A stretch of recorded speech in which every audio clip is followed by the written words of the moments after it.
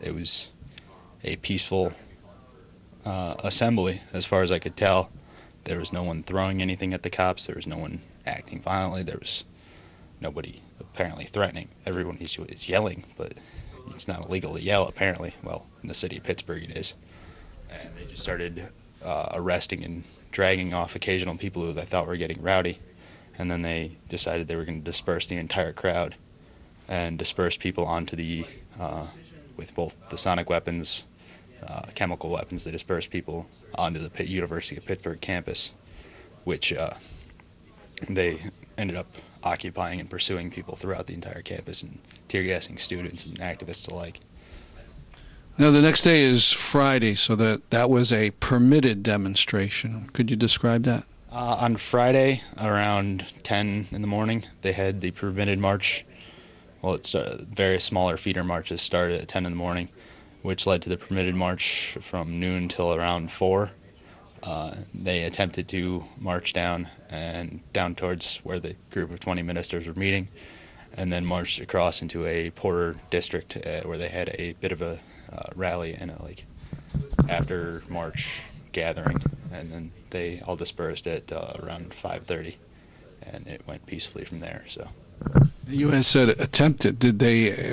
How close did they get to the G20 hotel? They were a few blocks away, as far as I could tell. I'm still pretty rusty on my Pittsburgh geography, but we were a few blocks from it, nowhere near being even inside the inner cordon of what was the permitted area, or what was the secured area, rather.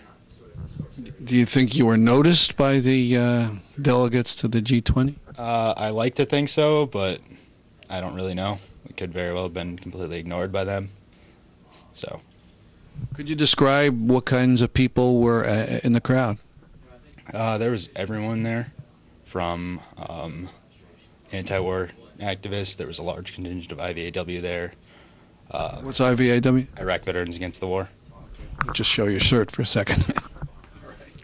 And there was a contingent from, I think, Military Families Speak Out, Veterans for Peace, various socialist organizations, a few anarchists, other. How about unions? Pittsburgh used to be a huge union town. There was representation from a few unions. There was a good Labor Against the War contingent and a few others. So I didn't really take that great of notice. There was Tibetans and some other people. So.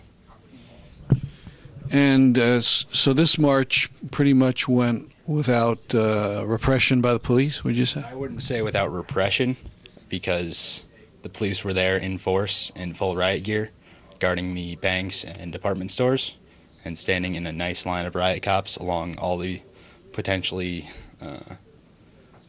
I guess, risky consumer businesses. There was a really large police force in front of Macy's, for example, and the various banking organizations.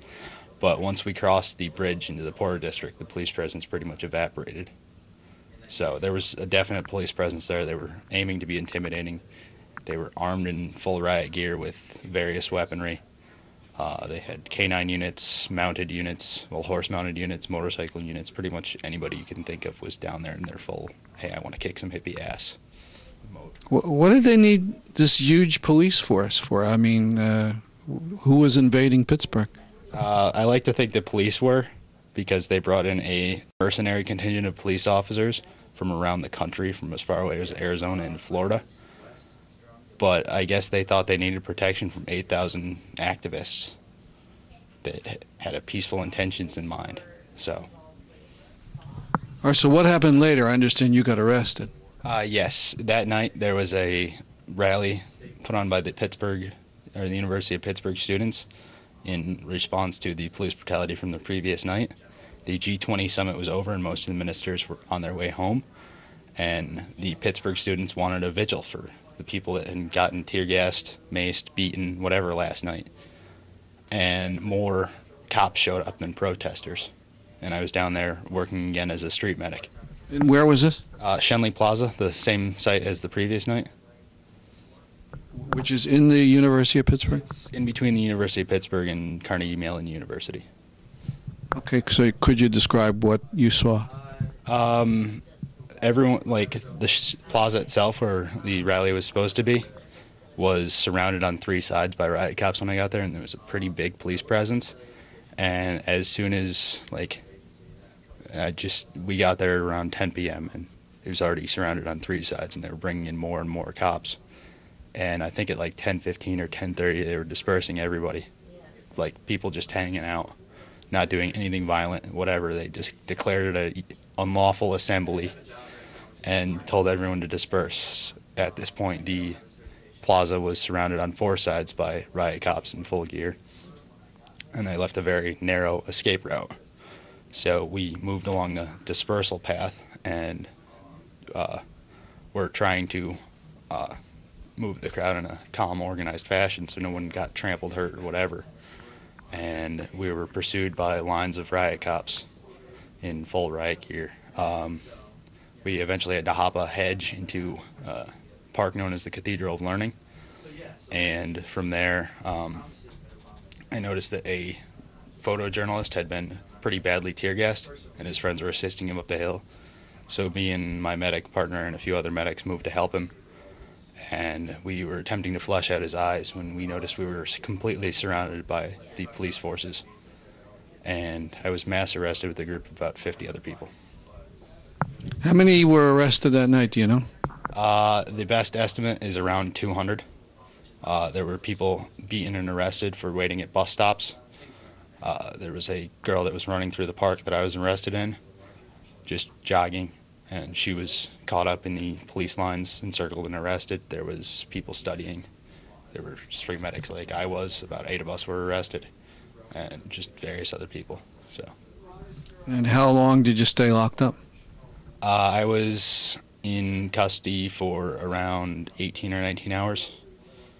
What did they say you were charged with? I was charged with failure to disperse and disorderly conduct, but the paperwork was inaccurate, and the narrative was pretty generic. It was copied and pasted, so it was pretty much a mess. Get them out of here, arrest.